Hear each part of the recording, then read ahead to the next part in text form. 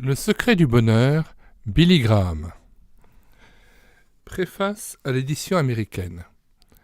J'avais commencé à écrire un livre sur le plus grand sermon jamais prêché, le Sermon sur la montagne, mais je n'ai pas été au-delà des 8 béatitudes.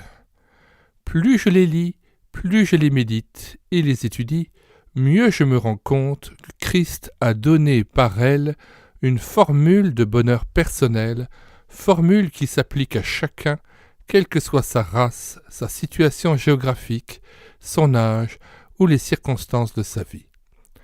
Pour écrire ces quelques pensées, j'avais décidé de consulter d'autres auteurs, mais je fus étonné de découvrir combien peu de choses avaient été publiées sur les béatitudes.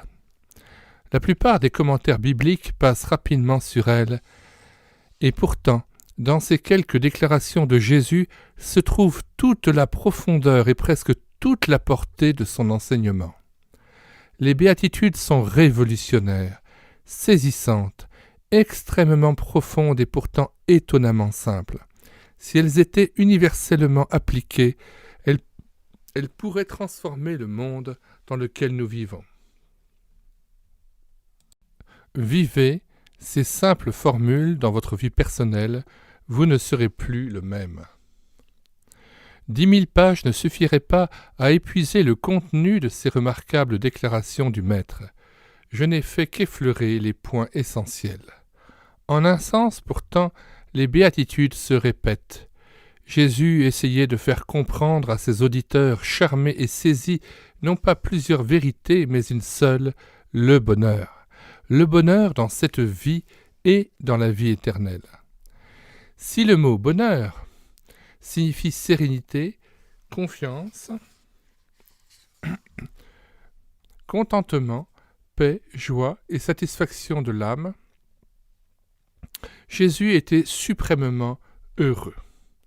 Il n'est jamais fait mention de son rire, mais je suis sûr qu'il a ri sans pour cela rechercher les plaisirs, ou s'amuser ou plaisanter avec les moqueurs.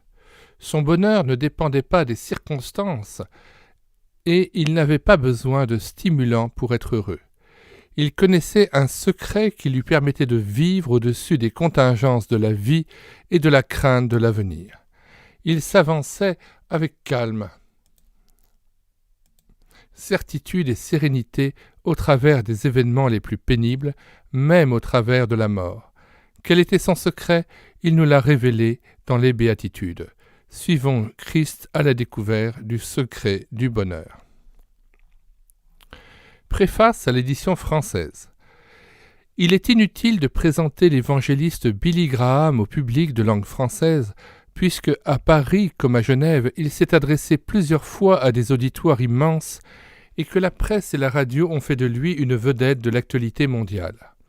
Mais en raison des controverses qu'il a suscitées, ceux qui n'ont pas eu le privilège de l'entendre ont du mal à porter sur lui un jugement équitable.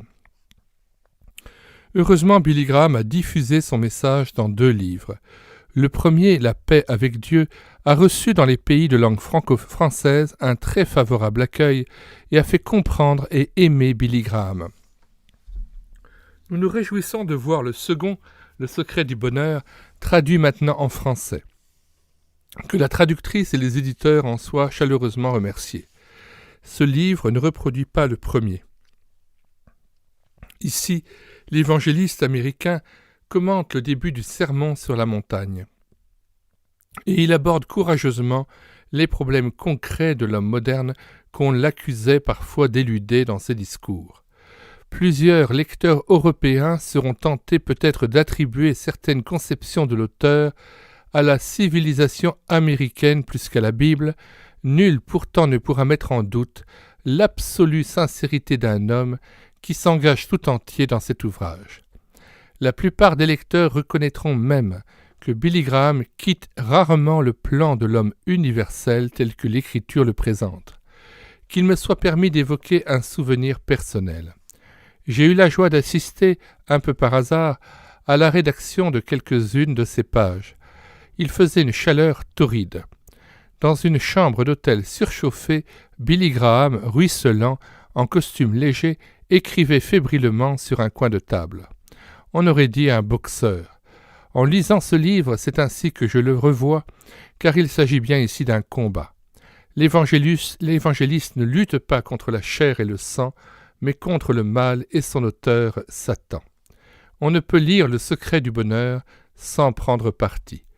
Je souhaite qu'un grand nombre de lecteurs s'engagent sur les bannières de l'Évangile pour combattre le mal en eux et autour d'eux, et qu'ils découvrent avec Billy Graham le secret du bonheur éternel en écoutant la voix du Christ leur répéter les béatitudes. Le secret du bonheur est un beau livre, puissant et vrai.